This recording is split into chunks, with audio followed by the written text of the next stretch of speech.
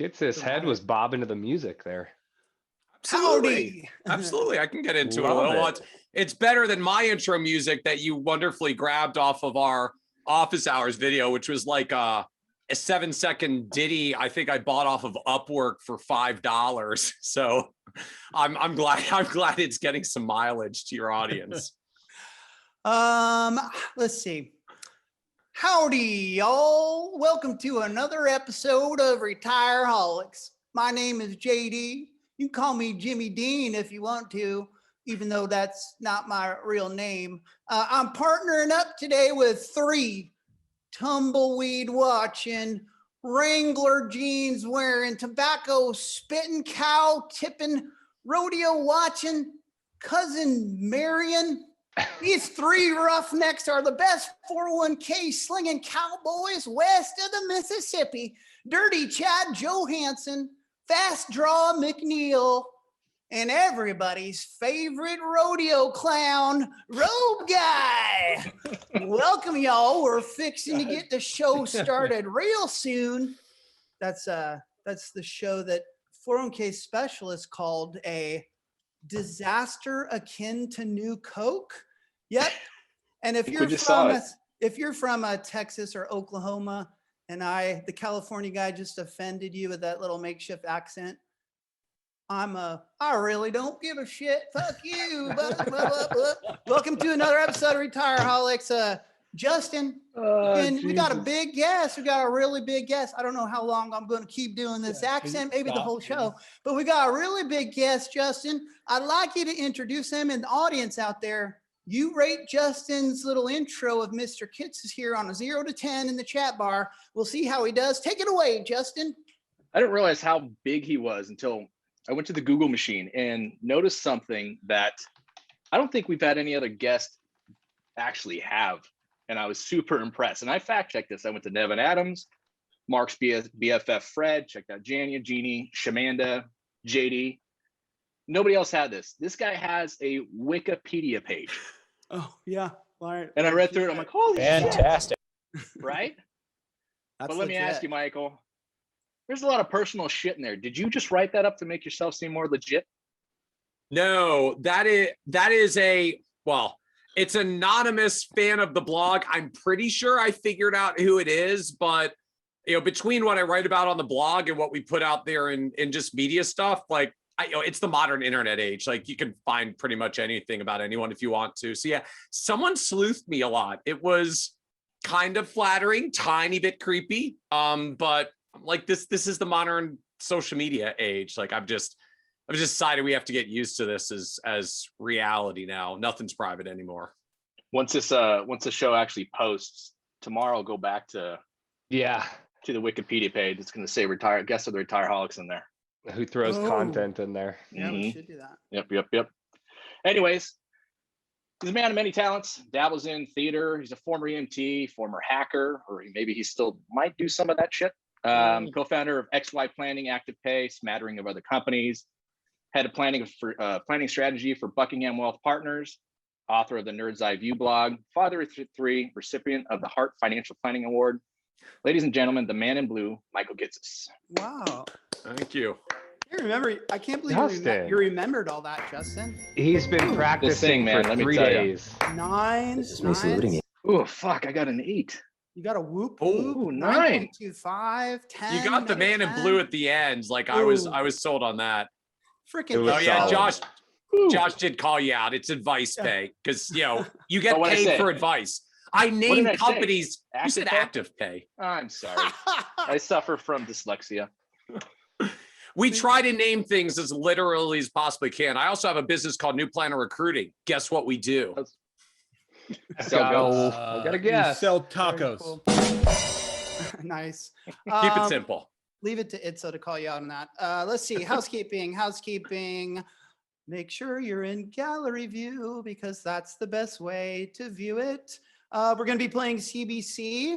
That's for sure. That's a chat bar champion, Mr. Kitces. So okay, do your best to pay attention to the chat bar, and you can vote someone into the semifinals to win chat bar champion for tonight. And then you out there in the audience, you will vote for the winner. You know how that works. We're going to play Acrosin, S-Y-N, S-Y-N. Acrosin, what this is, kids, just pay attention. If you, starting now, if you say any word that is a acronym or an initialism, my name withstanding, you can say my name, then you must drink Okay, from, Carl. you must, you must drink from your penalty drink of some kind. And a lot of our guests kind of haven't been playing by the rules these days. So make sure you're drinking when you're saying the words that you're not supposed Do you, to. JD, do you properly prepare our guests that they're supposed to bring an entire bottle of liquor for Acrosin? Because I don't think you do anymore. Oh, it was in bold. Oh, Like I get the whole email of like, we're excited for the show. Like we jump on at this time. Here's your panelist link. We're going to have some talking points about this. Bomb the email, all caps, bold, important. Make sure you prepare with a drink to sip on and then your penalty drink, hard alcohol shots or stiff mixed drink. And my only challenge is like, I'm not a beer drinker. So I'm pretty much going from hard alcohol A to hard alcohol B, which may be a little dangerous, but You would not be the first. We Jake, have That's how I you will end try to up pace like myself Tahoe as best I Chad. can. JD, do any guests ever send you a writer? no. If Michael didn't send a All writer, then featured nobody's got a guests. writer. Yeah, seriously. But Michael, I do want you to know that's not a form email. You're the only guest I say we're really excited about having you on next week. Oh, I appreciate that. It's the same line to everybody. Super excited to have you on the show next week. Okay, let's see. Here's my vibe for the show. Oh, don't say vibe, Jesus. It's a vibe, Mark. I listened to Michael a long time ago interview Jania Stout. You guys know Jania Stout, 401k stud.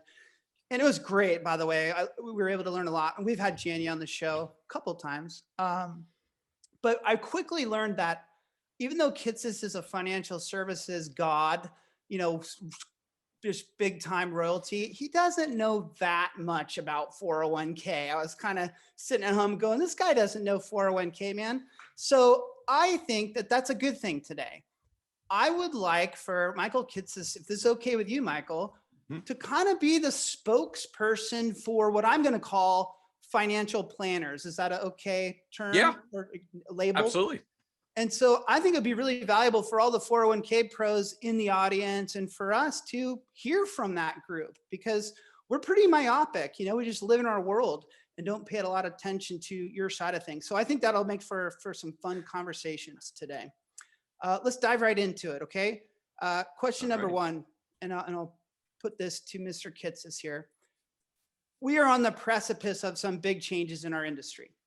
This convergence of what I'll call wealth and retirement, but wealth could also be wealth management and this financial planning skill set that you all do so well, is converging together. And a lot of people, I think, are worried on both sides. A lot of people are optimistic on both sides of the opportunities that it creates for them. But let me ask you, what are your feelings around this concept?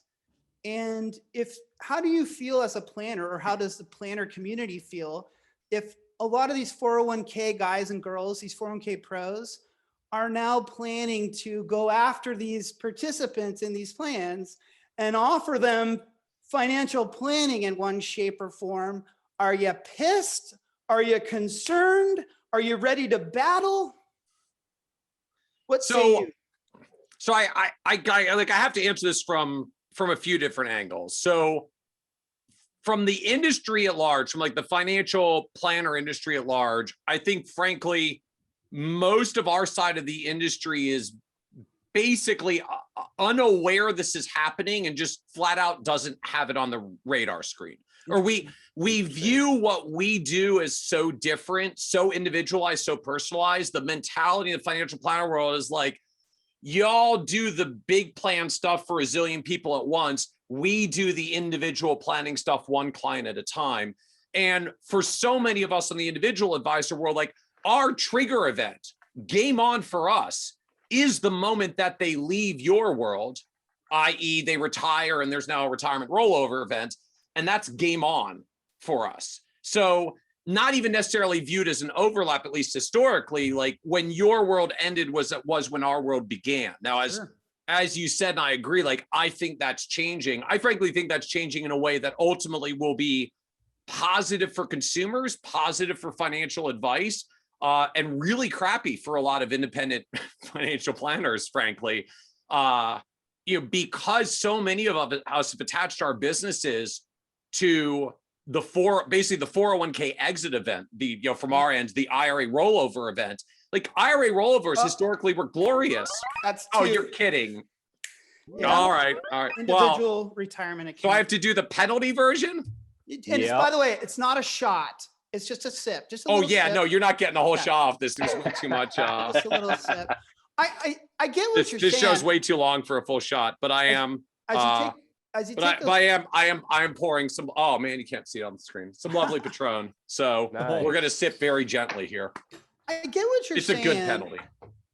I get what you're saying in that, and I definitely want to talk about when people get to retirement later in this show, because I think there's some interesting things to unpack there. But let's stick with this 401kers going after all these individuals. I think a lot of planners are out there thinking that, oh, well, the industry is really looking to help all those people that are ignored by y'all, the ones with the small accounts and using technology to get to them. And I think that's a really cool wave, or trend that's going to happen. However, I do think we're going to come to a time where one of your planners there in your community is going to lose like a high net worth client, and they're going to lose it to the 401k person, because clearly the 401k people that are going to offer planning aren't just going to stick to the little guys, right? I mean, they're going to go up. No, they're not. And to me, so it's not that we won't lose the client. It's that we'll never get an at bat. We'll never get an at bat with them. Yeah, right. So the reality in the current landscape, because everybody always has dollars tied up in the world of their 401k plan, when they get to the point that they want to leave, when they want to roll out, like they typically don't have an advisor relationship. In fact, because most of us historically can't work with anybody when their money's tied up in a 401k plan, the moment that they actually get to the point of doing a rollover and dollars become liquid, like it's a first time advisor opportunity. So they were, as an independent advisor, like I've never even been in competition with anyone for this client before, because no one was ever serving them with any kind of holistic advice. So they have a rollover event. There's dollars in play. We get to come in and talk about our holistic retirement planning and comprehensive financial planning and all the stuff that we do. We get a chance to win the client, and usually we do pretty well. What changes, and we'd written about this on the blog a couple of years ago. To me, like the real transition event was Financial Engines getting merged in with Edelman Financial. So you take Edelman, a firm that that guy built a $20 billion RIA from scratch. I realized as soon as I said it. I could tell as soon as you said it, you knew. Oh yeah, I know I'd done it. So he built a $20 billion firm entirely from scratch, incredibly scaled financial planning advice offering, gets scooped up into a 401k provider with Financial Engines. And to me, like this gets pretty straightforward. You start putting Edelman advisors in front of 401k plan participants, maybe not all of them, but that upper segment where the economics make sense. And so what in the past was, hey, this client queues up for a retirement rollover and I get to work with them. Now suddenly is when they show up in the retirement rollover, it's like, oh no, I've been working with an Edelman advisor for 7 years. CFP does great work. Already have my whole retirement plan mapped out on an individual basis. And we're just going to do an internal rollover. What did I hit? What did he hit? Certified financial planner. What did I hit? I thought I was being good. Certified financial planner. Oh, okay. The chat bar will call you out. I'm very pro certified financial planner, so that's going to be a tough. JD, here's my question back to you. Starting with, we'll call it the small accounts, because I've said from the beginning, I think a lot of this has to do with access, right? I know the financial planners want the access, the 401k advisors wants the access to these individuals. But correct me if I'm wrong, this has always existed. The different meaning that there's a 401k advisor that usually is born and grows in this business from private wealth and then decides to focus on the 401k.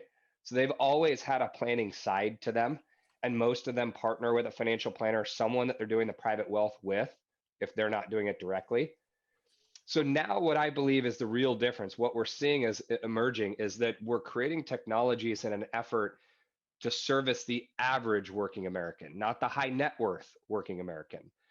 And that's going to be a benefit, I think, for financial planners because they want them post-retirement, not necessarily a 30-year-old making 80K a year. But Chad, I think if you look back 5 years ago, I know if you look back 10 years ago, it was almost not okay for the 401k advisor to solicit business from the participants. It was literally frowned on.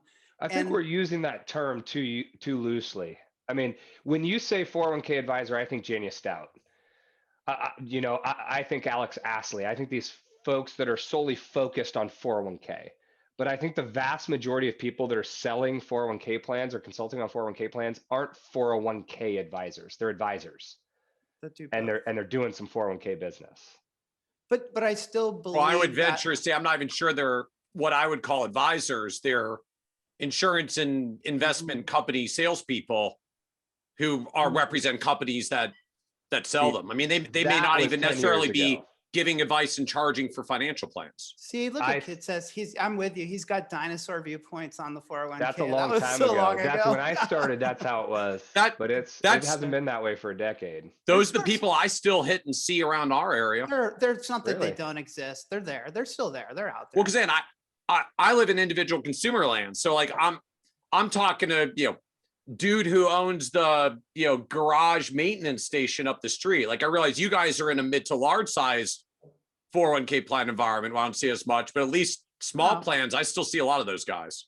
Yeah, they're still out there, but I definitely think there's a trend. But all I'm saying to everyone here is that it is changing a lot, and it's going to become more and more acceptable for that advisor. And I would say now, Chad, you're going to find even the 401k pros. I mean, we know this, that didn't do any of that are now looking to add that on. Let me take this in a different direction though, because maybe it doesn't have to be a battle between these two groups. It might make a lot of sense for partnerships, for collaboration between the 401k pro and the firm that does insane financial planning to find ways to work together. I believe that's what we're seeing from the large institutions, right? They're making these acquisitions, or what Chad likes to call merger and acquisitions, to gain scale and to bring other solutions to their clients. So why can't the small people, the guy or the girl with 50 plans who doesn't have that financial planning background and expertise, Kitces, I mean, do you think there's an opportunity for them? And don't say yes if you don't, to find friends out there to partner with and work together? I think there's certainly an opportunity to work together. It just becomes a function of how are you going to do it? I mean, what is the business going to look like? For us in the financial advisor world, we generally live under one of two models. I charge you a flat fee for a plan. Well, I guess one of three. I charge you a flat fee for a plan. I implement some kind of insurance or investment product and I get paid, or I charge an assets under management fee. None of which classically I am built, at least as a non 401k advisor, none of which I'm built to do off a 401k plan. So I just for most of us, it very rapidly comes down to just literally like, who's going to pay and how are they going to cut the proverbial or literal check, right? The payment mechanism is actually way more binding in just making that happen. I would think, Michael, it could go one of several different ways. I mean, it's possible that you could do a hybrid where the employer pays for part of these financial planning services, as well as the advisor. I would love to take their money to do that. I'd be happy to. And it could be a hybrid where the participant that wants those planning services also pays a little bit. I know Empower, little birdie told me that Empower's working on their solution, and we should probably talk a bit about that. It's record keepers you have to think about too. They're going to offer this financial planning to participants, but Empower's looking to bill the participants that want to sign up for this a monthly fee and a startup fee. So I guess go ahead. One of the use cases we're seeing crop up on Advice Pay now is we have a couple advisors in the 401k world that are coming in saying, I want to use advice. We build Advice Pay to bill either standalone financial planning fees or monthly subscription fees as an independent financial planner model. Mhm. We have a few people now who are coming in saying, no, I want to use Advice Pay to bill my plan participants a monthly subscription fee in outside of the K plan for the non 401k advice, but they're using that just to build a systematized billing mechanism. So I don't even know what they're charging on their $20 a month or $50 a month or $100 a month or whatever they're doing, something that's probably lower than what a lot of independent planners charge, but a good fee for doing it in volume in a 401k world. And I do think you get a lot of interesting models that can extend off of that. A version of that is basically like a prepaid legal plan, right? That same sort of small dollar amounts, high volume, pooled basis, pooled financial planning support to get them services. Your higher tier of clients, maybe either they've got other financial wherewithal to pay or the employer's willing to pay. Like, I absolutely do think there are models for it, but just advisors that live in the independent world often we don't have the mechanism set to be able to scalably serve and bill the participants. Frankly, I think it's much better served for those that are in the 401k world to add it as opposed to necessarily partner with it. And I think at the end of the day, why you're seeing, right, like financial engines go after Edelman, Empower go after Personal Capital. I mean, Fidelity just announced they're hiring 1,000 advisors. I have to grab the bull by the horns and interrupt him from time to time. Just get right in there. Kitces. Well, you got to try. You got to get right in there. Just go for it. No, here would be my thought is I think the 401k advisors we're using loosely, they tend to offer a financial plan as part of their offering when they're pitching a client. If it's a reasonable size plan, they're stepping in and saying, here's what I will offer, no additional charge because this is what I'm charging on the 401k. I'll do financial plans for everybody. Let's not be naive. For the individual business owner. No, for like the person or for the like every single person in the plan. They're saying it for everybody. And let's not be naive though. What they're providing to the average employee is not what they're providing to the key decision maker, to that high net worth person. What you're doing for someone is not what they're doing for the average employee. And this is where JD and I are going to butt heads because I think the record keeping community is in a good position to offer those services to the average person in a 401k plan. You got a 50-person company and you've got 35 people making below 50K. The technology needs to be embraced for those people. Just as you mentioned, Michael, you can't scale it on your side. And so I think the record keepers are going to be the ones that need to do that. Or to be fair, I think you could scale it, but only if you've got the volume to hit scale quickly. Like you're not doing that one plan at a time and 50 participants at a time. Yeah, you might do that as a record keeper. Like, hey, we're rolling out a new service. We're going to hit 100,000 participants and we hired, only 500 advisors to serve them.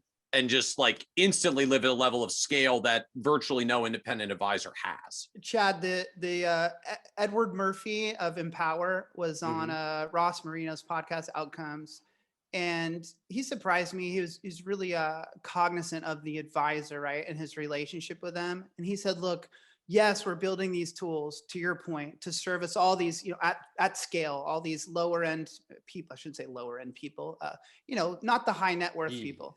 But then he said one thing. He said, however, we're only going to do that when it's been blessed by the advisor, right? If that advisor wants to do that role, then we'll let them do that. Now, I don't know how long you can trust them on that, but I get that. But I'm not against you, Chad. I'm more the entrepreneur that says to that advisor that has 50 401k plans, if you want to outsource it to the record keeper, fine. But why wouldn't you look to create something, add something to your business model where you could generate some revenue, do some more good? I'm just in this growth mode. Like, there's an opportunity. Well, there's a thought. You try to monetize each individual client as much as possible, right? That's business 101. And so if you're looking at saying I have a 401k client and I can monetize every employee, I get it. I just don't think you can deliver what those folks actually need. This is why I say partner then. And so, sure, one option is let the record keeper do it. But another option is and that's what I was putting up to Kitces is maybe there's some dope ass financial planner that's been doing this for 20 years, has it really figured out. And maybe the two of you can come together and find some snap-on technology to find a way to deliver it in an efficient way. I'm just spitballing. I just don't want us to have an absolute war. I'd rather find a way where we could partner. Well, I'm all for not having wars between the channels. I do have to admit, JD, like being, I guess like entrepreneurially wired at heart as well. I do lean in many ways in your direction. Like if I'm an advisor that's doing a lot of work in these plans, I've already got a lot of plans. Yeah, I'd be tempted to start rolling out some kind of advice offering, at least to call it some upper tier of them, lower than just like doing something special for the business owner and higher than just trying to do something for every single employee rank and file. Not that I don't think the employee level deserves advice as well, but to me, that's hard to build and scale. I think you end up with a technology layer, an advice layer, and some kind of premium layer at the top. And that middle layer, I could see someone that's got a lot of plans going after that. Like closer. You got that many plans, go hire a person. And right. offer it. Like go hire a person, offer it, and start doing it. Ooh, I like this guy. There's money on the table. Yeah, hire someone and do it. So anyways, there's lots of different ways to pull this off. I'd hate to see someone leave the opportunity on the table, like think about it. Maybe you can benefit from this. We'll talk a little bit more about PEPs later and maybe we'll flip this coin over. That was number 2. I thought that was his first one. That was his first. I think Brandon tried to do it too. But before we do that, let's play a game. Let's spin the wheel. Michael, we're going to spin this magical wheel of ice, and it's going to land on someone, not you. Don't worry about it. And the wheel of ice, the wheel of ice. No, it can't be. No, he's out. Can you spin it again, Brandon? Spin it again. Brandon's hungover from last week. No. Oh my. No. Who's going to take it for him? Who's taking it for him? Who's taking it for him? Brandon told me that last week, if you tuned in last week, he said he maybe crossed the line from having fun and to alcohol poisoning. So we're going to give him a break. I think Brandon, I'd say either spin it again or have Brandon pick somebody. Okay. Brandon, spin it or pick someone. Spin it again, or Justin has to do it. That's my thought. Mark has to. He doesn't have anything today.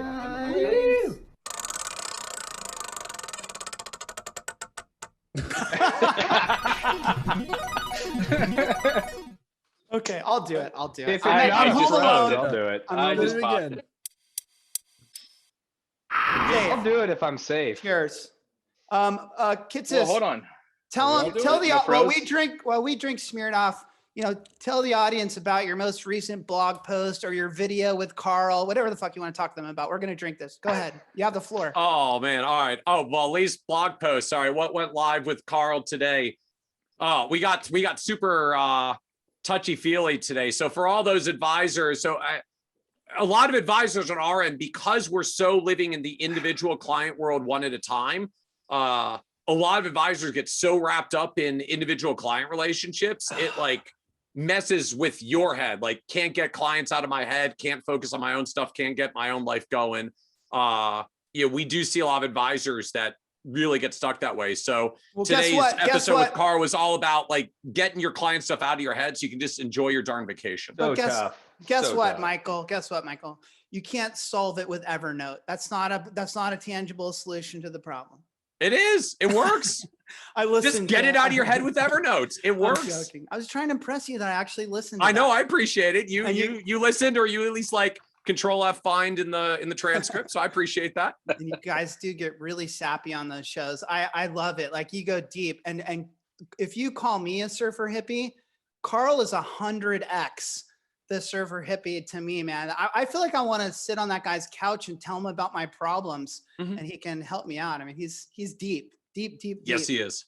All right, let's go to everyone's favorite subject, pooled employer plans, and we'll do it with a little headline. We'll mix it up with the headline. There was an article that came out. It was actually more of a press release from Paychex, and a ton of people sent me this article. Yeah, Brandon put it up there, and a ton of people sent this to me. And I think the premise behind them sending it to me was like, check it out, JD, because Michael, I've been an anti pooled employer plan person, and saying that it's never going to make that big of a difference. And so they're saying to me, look, JD, 2,000 plans, like, you're wrong, man. They're crushing it. here's what I say to those people, and some of them have tuned in here tonight. Paychex already was #1 on the leaderboard every year in terms of new plan sales, right? What was that number, Chad? I think they sell like 7,000, 8,000. I think it was right in I the don't know, something like 7,000 that. range. Someone says 20,000 plans 20. a year. Okay. No. And how do they do that? They're constantly marketing to, banging on the door of their current payroll clients, right? You should set up a 401k plan. You should do this with us because it's free, it's easy, it's a piece of cake. Well, all they've done is just move their own cheese, in my opinion. They've decided that they want to funnel a lot of those clients to their pooled employer plan solution. And that's what they've done. So you call it a zero-sum game, right? Or what? It's just moving it over to this stuff. I do not think that this 2,000 companies is any type of indicator of the success of pooled employer plans. Quite the contrary. I just think it's a clear proof that Paychex is selling this. Go ahead, Chad. I would be genuinely curious to know how that conversation went, because I imagine many of those, and I didn't read the article, JD, but I imagine many of those are existing Paychex clients already. And my thought would be the conversation was positioned in a way it was like, why wouldn't you do this? And they're not analyzing, they're not determining if moving to this pool is in the best interest. And then they're not looking at other providers and making sure that from a cost basis, this is prudent for, they're probably just saying, oh, my 401k provider is telling me to do it, so I'm going. I bet you the majority of those are existing plans and they're just being sold to move over. Honestly, granted, I don't live in this world, but I had actually seen the headline. I was assuming it just, Paychex got 5,000 new companies in their payroll system, and 2,000 of them got cross-sold in the latest thing. It's kind of true. It's kind of true. But I mean, just they're constantly onboarding new businesses. They're constantly cross-selling them on every possible thing under the Paychex umbrella. And like, this is the latest thing that's probably in the sidebar when you log into Paychex for whatever it is that they want to sell you. Oh boy, if you click on some of their stuff, it's absolutely horrendous. It's like the article, snake oil salesman. Yeah.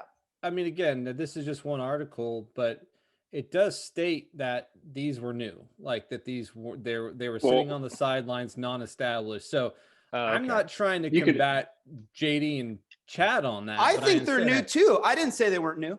That was me. But they may have been 401k clients Paychex was getting anyways. They just that's what I said. Then it's the new shiny instead of the old one.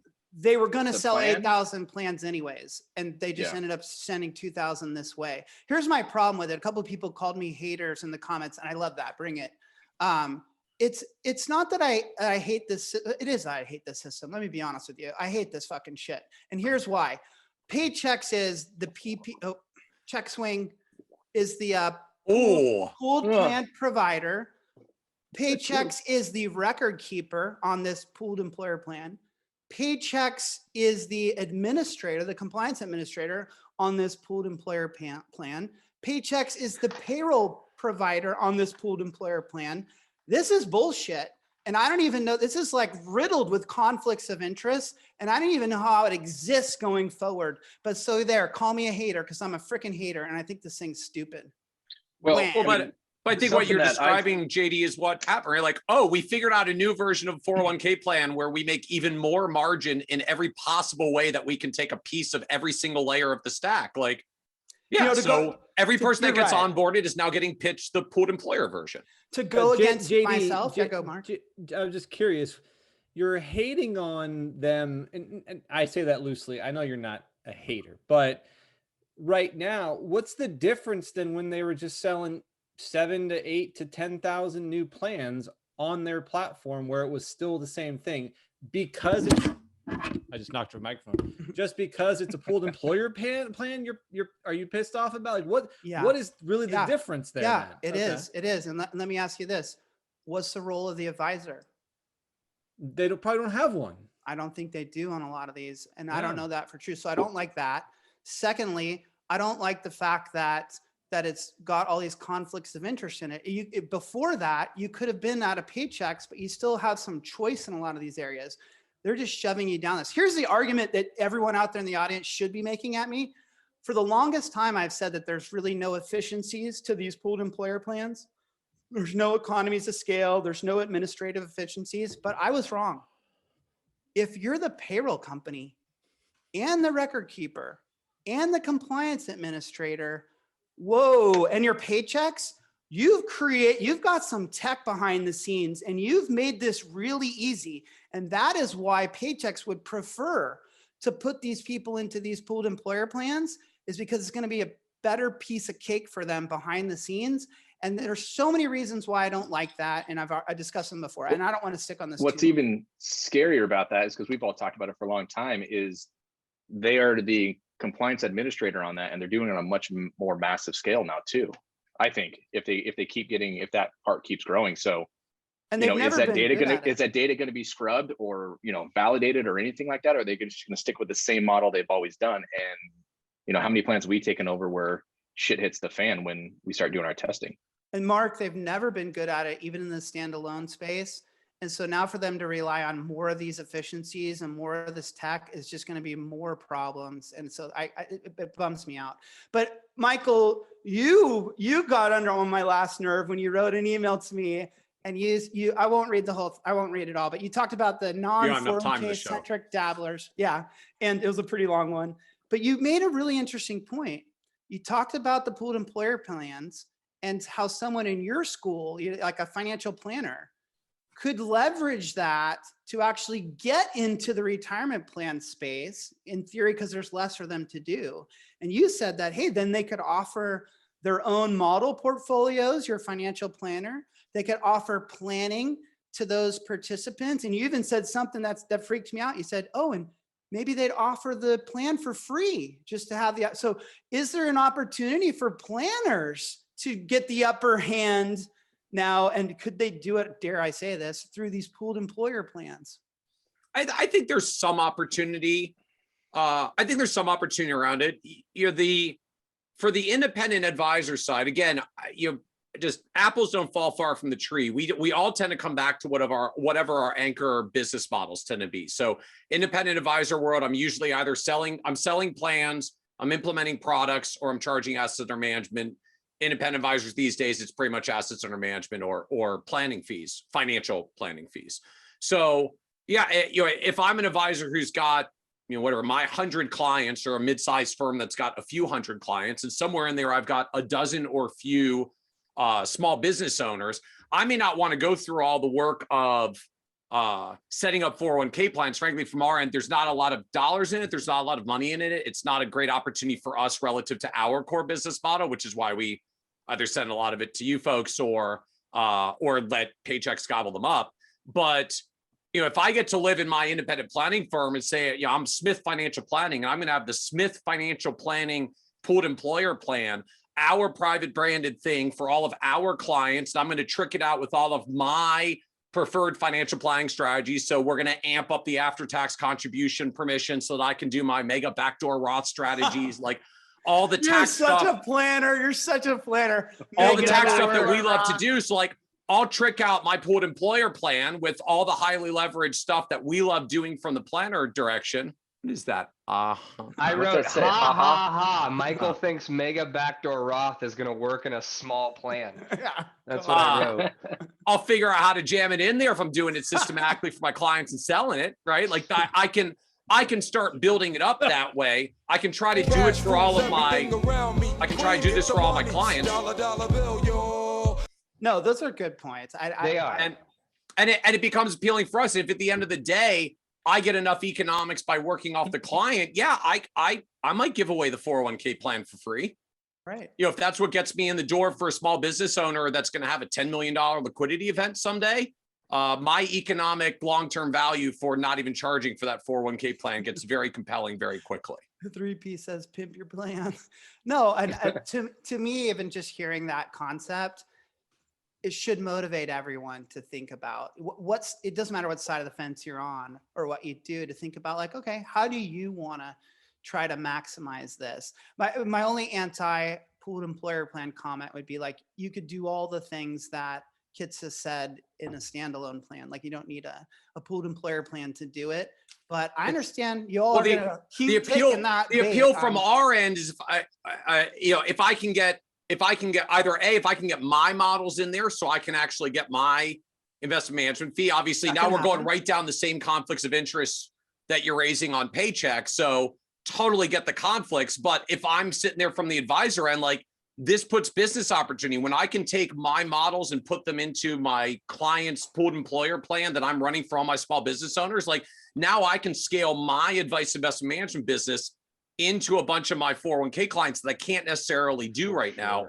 The big caveat though is, like, we're not built to be the fiduciary administrator on the back end, which means frankly, like, I'm guessing this probably gets done with independent advisory firms in partnership with someone that wants to market like white labeled pooled employer plans into the independent advisor channel. We're not ready to actually do the back office. No, end of what that takes. First of all, I'm a fan of advisors having their own model portfolios. I don't see that as a conflict of interest. You all know me. Well, it is when they're the ones that are always the only thing on the approved list. Well, but see, I agree with you. This is a new slang. I don't know if you guys know this yet, because I just learned it the other day. I think I'm stealing it from Paychecks of all people, but I wouldn't want the advisor to be the P3 either. That's the pooled plan provider, the P3. That's kind of cool. Is that an acro? Is that legit? For sure. That is. Yeah. I cannot imagine how that's legit. No, I don't think it is. Anyways, is that? I mean, you're condensing, which is what they did in the article. So I say vote. So if you make an acronym of an acronym, that's okay. All right, I'll drink. No. There it is. But Kitces, yeah, no, I don't think you guys will be the pooled plan provider. Damn, I wanted to use it again because it's cool. You'll just be the advisor. You'll find someone else to do that. It might be a compliance administrator. It might be a record keeper. There's ways for this to work. I can't believe I'm talking pro pooled employer plan. So let's freaking move on from this. I got other stuff I want to talk about, and time is clicking by fast.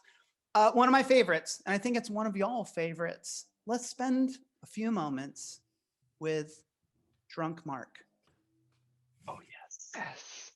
Didn't know we were having this. The video I This sent is from a past episode of Retire Alex where Mark got totally wasted and we put the camera on him at the end of the show. This is many years ago.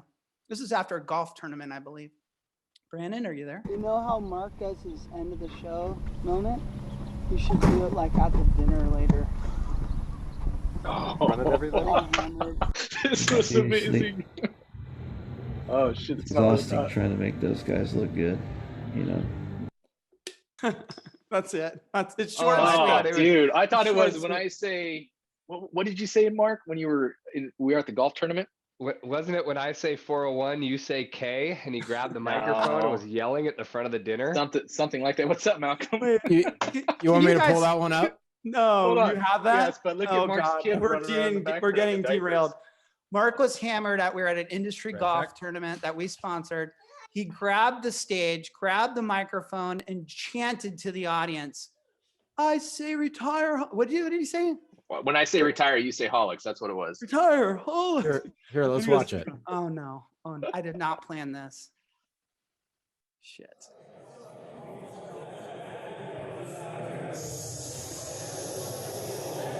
He's shushing the audience. Can't hear anything. He's shushing the audience.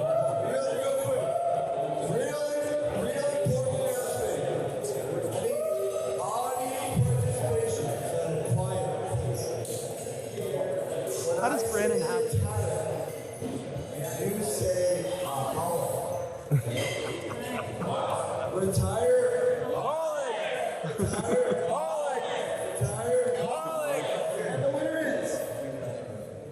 You gotta be present. Okay, we can move on. Hey, this is why I prep stuff. Michael, my goodness. Did you see Michael's response in the chat bar on ACP testing? Here I wrote, ha, ha, ha. Thinks he can do a mega backdoor Roth, and he's like, come on, I'm cognizant. guys. We're running to ACP testing. I get it. It's got to be 5'8". That's two. Employees. That's two sick chat. Kudos to you, Mr. Kitces. Can Kitces use acronyms in the chat bar? That should be a violation. That's a violation. Oh, I feel like that should be permitted. No, that was not explained in the rules. No, he doesn't have to do that. Go hit the button. Okay, let's move on to this deal. For 401k pros, our industry, you kind of mentioned it earlier. I think we've done a good job and have been worked very hard at the accumulation phase of these participants' life, right? Motivating to put money in, save, get that glorious compounding, and then they get to retirement, and we kind of shit the bed. Like we don't really have any solutions for them. It's okay. We're happy to take all the right, money. and then we hand off to you. Totally good with that. We had Matt Wolnowitz on the episode a few weeks ago, and he's kind of heading up the Income America thing. So what has been our solution? Your wish, Wolney. It's been, is he on there? Yeah, he is. There he is. Yep. He just said, I hope you say Income America. And so our solution has been like these kind of, are you familiar with Income America, Kitces, at all? I wouldn't expect No, I'm not. Yeah, that's okay. Is guaranteed income kind of investment options inside the plan, you know? Okay. And we've worked really hard at trying to do stuff. They've failed in the past. We're thinking Wolney might be onto something new and better and a little bit different. For just putting annuitized guarantees inside of the K plan to annuitize when you're retiring. Well, and we hope to make them portable, right? So they could take them with them. Well, you can under Secure Act. Yep. But I want your, or I should say the planning community, the financial planners. How do you feel about us? I guess you just said it. You like it that we suck at it. How do you feel that we just have zero solutions? And you have any advice for us? And yeah, just give us your 2 cents. Well, yeah, I mean, nice for us that we get to take a swing at the rollovers. Look at so a few of things I think crop up in this end. One, like I will say, much love to Matt out there. Like I'm not bullish on annuities and 401k plans. I'm not bullish that they're going to suddenly catch fire on this. I don't think the employer liability concerns and the portability was the blocking point. The blocking point is people don't like to take their life savings and make it a liquid. I can do all the academic reasons about why annuitization is helpful. I've written some of those studies, but like the consumer psychology is really not good, to put it mildly. And frankly, at the end of the day, if anybody was that desperate for annuitizing a 401k balance, you can roll it over now and annuitize. You could have done that anytime for the past 30 years. And there is not only not been a stampede of rollovers out of 401k plans to annuitize them, but like the volume is basically non-existent. So I'm not seeing it. This is going to be a very hard part of the show for Mr. Wolnowitz. He's really struggling at the keyboards right now, I'm sure. And I get it. It's not an annuity. He's gonna. Okay. No. All right. It's No, you're, by the way, you know more than I thought you knew. You nailed tons of how it works and what's going on. So you're pretty well versed in it. I just look at it and think it's got to be really complicated for you financial planners to help someone at age 65 or whatever that is to try to get to their death, which you don't know when it's going to happen. And try to manage the markets and the ups and downs of the markets and how much equity exposure they're going to have and at what rate are they going to withdraw from that. And I mean, there's so many moving pieces that I think it's almost impossible for us to solve. And so we should be handing it off to your group. Well, and I just want to know if there's any other thoughts around that. So. Well, the second issue that I think really actually makes it much more problematic to at least to do this within the 401k plan environment without at least moving up to sort of this like Edelman personal capital style individual advice layer is, for a lot of people, the retirement account isn't the only assets. Like it's not the only retirement asset. There's a social security plan, there's housing wealth, there may be other investment accounts of any level or size, particularly for the ones that are more affluent where there's more money at stake to give advice in the first place. And it's problematic to try to do that within the environment of only being able to look with the 401k lens. To me, at a minimum, if you're going to do that, you have to actually get a more holistic advice offering in there, not just because I'm trying to pound the table for holistic advice, but just not only are there more moving parts, but frankly, if you don't take into account the moving parts, the coordination of Social Security, the coordination with your other investment accounts, asset location, where to put things effectively, how to do the drawdown sequencing and across them, on the independent advisor side, like I'm just going to sell against you and try to pull the clients directly by saying, I've got a more, sophisticated, customized, individualized solution. Don't raise your hand, Mark, Chad. Just don't tell me to interrupt him. put my hand Put down. your damn hand down. I was Let the waiting, man JD. talk. I think the majority of people that are going to choose some sort of income for life solution inside the 401k are not people that have any other source of income beyond Social Security in retirement. Maybe you could argue they have a house that they've purchased. Outside of that, I think these are folks who have built up a small balance inside the 401k, and they're looking at some stability, knowing that when they step away from work, they have ongoing income. Yeah, but And just hold their on one second. stability To tends to be second the that, Social Michael, Security. Go, Kitces. well, that's go, a good point. go. That's the financial planning side. That's a very good point. But my argument for this solution would be most of those folks, if they don't get into something like this, they're going to be invested way too aggressive when they hit that retirement point. And one of the things I'm thankful for in this solution is that at least, much like a target date fund, for example, at least they're using some sort of metrics, age, whatever it may be, to decrease their equity exposure as they get closer to the point of annuitizing. And I think that that's a big positive that Greg, others aren't going to take advantage of. Who's vegan? Go vegan, bro. What the? Oh, they're talking about hot dogs. Never mind. Sorry, kids. Let's go. I got distracted. But by I the was chat. gonna say, I mean, Chad, when you get down to the lower end of the income and wealth spectrum, I mean, at some point you get down to folks where their anchor is Social Security. To the extent they've got a modest balance in their 401k plan, like they tend not to use it for income at all. Like it's the lifetime emergency reserve. Like if anything bad in my life happens for the rest of my life, like this 20 grand or 50 grand or $100,000 account is my only liquid resource to supplement my Social Security. So you have to actually get up some level of wealth to have enough financial wherewithal to say, I can take a guaranteed layer that goes illiquid on top of my Social Security to lift up my standard of living and not be so illiquid I can't, pay my bills if I get sick or something bad happens. But if they get much higher than that, then it's like, well, let me show you all these other retirement liquidation strategies that don't necessarily require the annuity at all. And just, it's a tough in-between land. In the independent advisor world, well, like even in the economics world, the economists are so mystified by this, they literally call it the annuity puzzle, which is like why every economic study shows the optimal strategy is to annuitize almost all of your net worth, and like 2% of people actually do it in practice. Really? And it just comes down to like people's liquidity preferences. At some day, like we'd like to talk about annuities in the industries. Like if you annuitize this, it can't be any worse than this because like we've guaranteed you an income floor. But from the average person's perspective, like, what happens if you're like retiring at 65 and you annuitize your life savings? Whatever your life looks like right now, this is the best it will ever, ever be.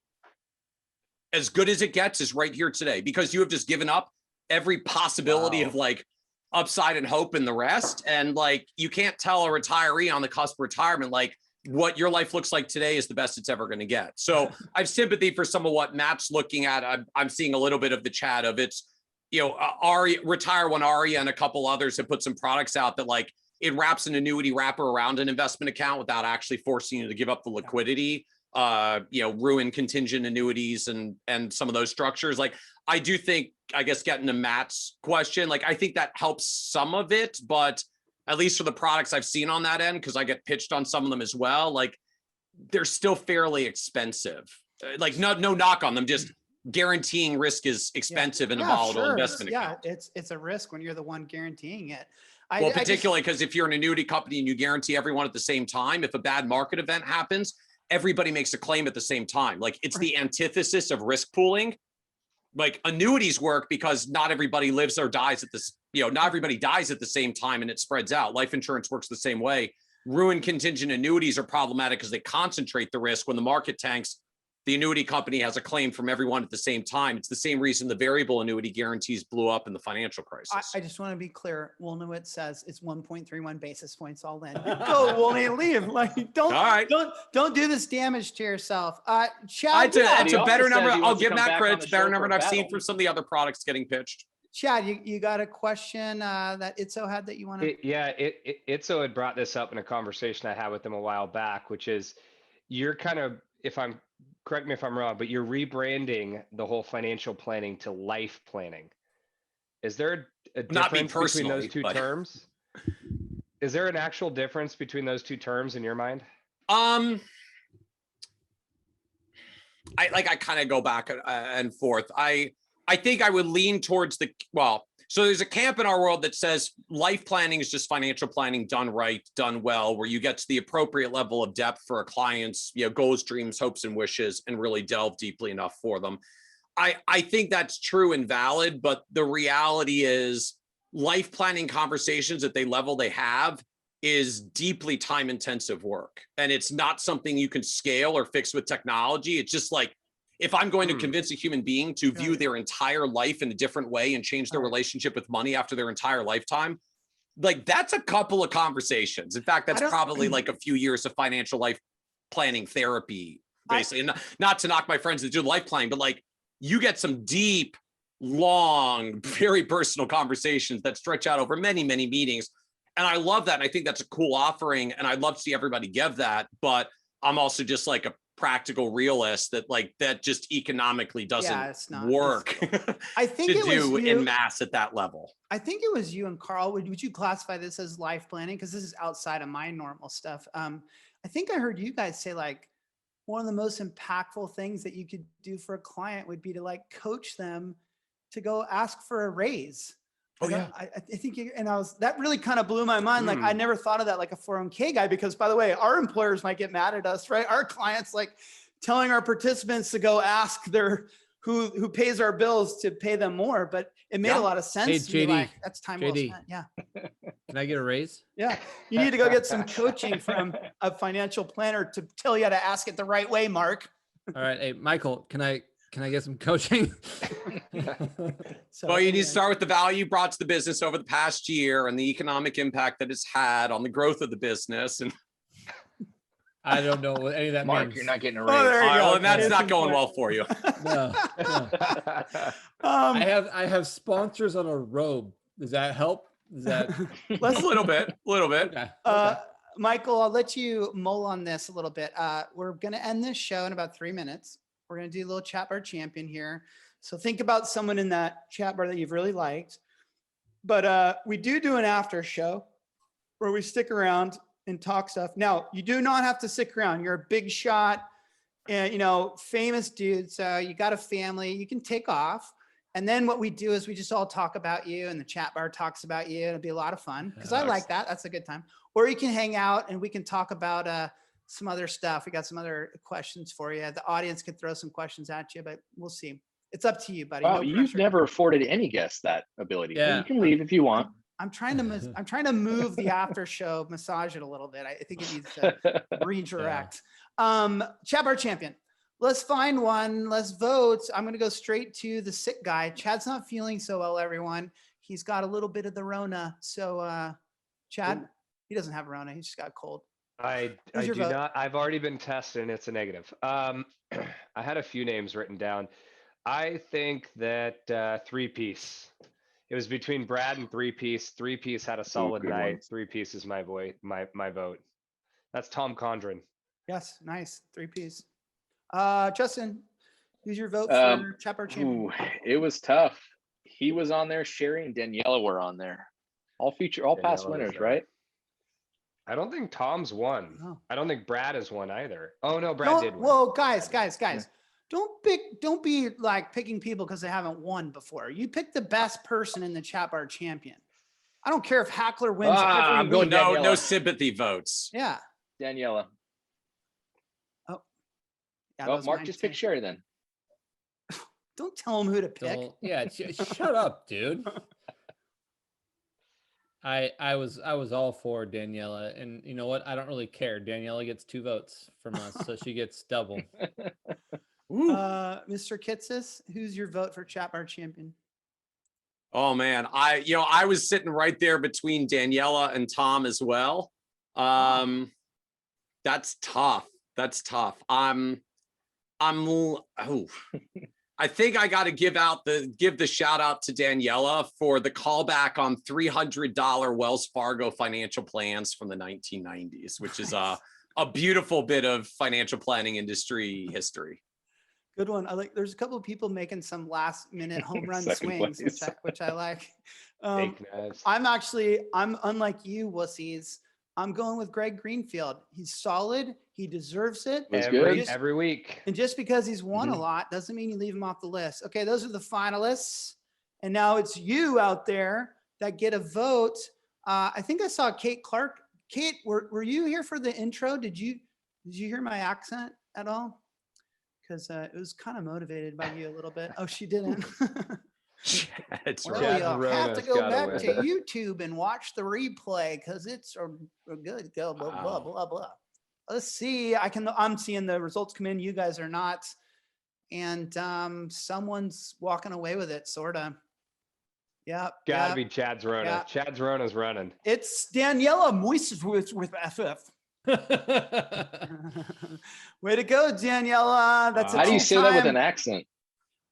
×3. Did she won twice already? I think, was that what ×3? No, he's saying No, three of us Yeah, nominated 3 her. people. It's a three-peat. She's saying three-peat. Oh, She and has one. 3-peat. Jesus. Wow. Solid. What, has she Congrats. received a single thing in the mail yet, though? I don't know. I've sent, you know how much money I've spent on freaking Retireaholic swag sending out? It's putting me out of business. We could work on your financial plan around that if you need some help. I'm gonna end it with this. You just see that character. What's that actor's name? That wasn't Zach it. Galifianakis. Yeah. JD Carlson. I was in Maui.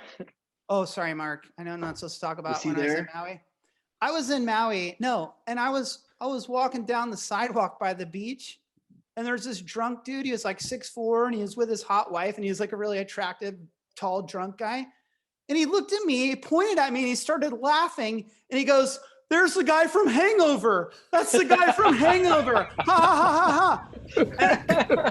And by the way, he would beat my ass, but he was pretty drunk. And I was like, "You better be fucking talking about Bradley Cooper, bitch. Like, you better be talking about Bradley Cooper." I don't think he was. Okay, Michael, That's thanks for joining us. We are going to head into the after show. We'll see if Michael sticks around. I don't know. Maybe he doesn't. Maybe he does. Brandon, can you play us out with a little bit of music? And thanks to all you for tuning in. We appreciate it. Why man. don't we have to pick the music anymore? Good to see Yeah. you again. It's Brandon's turn.